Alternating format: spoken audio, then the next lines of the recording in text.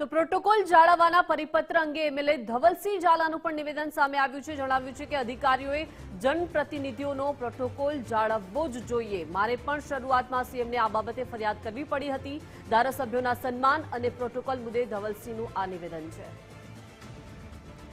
તો પ્રોટોકોલ જાળવવાના પરિપત્ર અંગે એક બાદ એક નિવેદનો સામે આવી રહ્યા છે। એમએલએ ધવલસિંહ ઝાલાએ આ નિવેદન આપ્યું છે। તેમણે પણ પોતાનો અંગત જે અનુભવ છે તેને વ્યક્ત કર્યો છે। જણાવ્યું છે કે અધિકારીઓને જનપ્રતિનિધિઓનો પ્રોટોકોલ જાળવવો જ જોઈએ અને તેમણે શરૂઆતમાં તેમણે એ જ બાબતે સીએમને ફરિયાદ કરી હતી તેવી પણ તેમણે વાત કરી છે। ધારાસભ્યોના સન્માન અને પ્રોટોકોલ મુદ્દે ધવલસિંહે પણ પોતાનો અનુભવ જે છે તે શેર કર્યો છે। મારે પણ શરૂઆતમાં સીએમને આ બાબતે ફરિયાદ કરવી પડી હતી તેવું જણાવ્યું છે। મહત્વનું છે કે પ્રોટોકોલ જાળવવાના પરિપત્ર મામલે હવે એક બાદ એક નિવેદનો સામે આવી રહ્યા છે।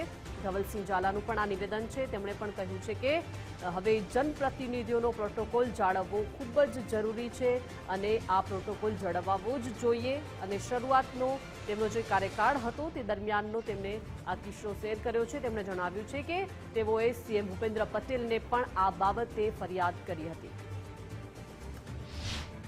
પાડવા માટેની એક ટકોર પણ મેં માન્ય મુખ્યમંત્રી શ્રી તરફથી અધિકારીઓને થઈ હતી।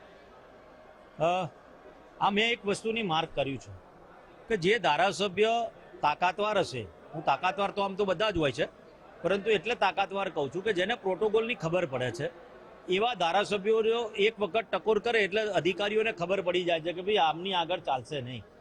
એટલે ઘણા અધિકારી એવા પણ હોય છે કારણ કે નવી ભરતી થયા, નવા નિયમોની એને ખબર ના હોય કે ભાઈ પ્રોટોકોલ શું છે, ધારાસભ્યનો પ્રોટોકોલ શું છે, અને એના કારણે ક્યાંક ને ક્યાંક ધારાસભ્યનો પ્રોટોકોલ જળવાતો નથી। એના માટે કદાચ પરિપત્ર થયો હશે, મારા જ્યાં મેં વાંચ્યો નથી અત્યારે, પરંતુ હું આપના ચેનલના માધ્યમથી અધિકારીઓને કહેવા માગું છું કે ધારાસભ્યોનો એ 2, 2.5 લાખ 3 લાખ મતદારના વિસ્તારના ધારાસભ્યો હોય છે અને એનો પ્રોટોકોલ જળવાવો એમના માટે મહત્વનું હોય છે। કોઈ તલાટી હોય, કોઈ ટીડીઓ હોય કે ભાઈ કોઈ મામલતદાર, પ્રાંત, કલેક્ટર કે ડીડીઓ કક્ષાના અધિકારીઓ હોય એની શું જવાબદારી છે, પોલીસમાં પીએસઆઈની શું જવાબદારી છે, રિસીવ કેવી રીતના કરવા, બેસવું કેવી રીતના, આ તમામ પ્રકારનું નોલેજ અધિકારીના દરેક ડિપાર્ટમેન્ટના હેડ ઓફ ધ ડિપાર્ટમેન્ટે દરેક પોતાના કહેવાય ને કે નીચેના અધિકારીઓને શીખવાડવું ખૂબ જરૂરી છે।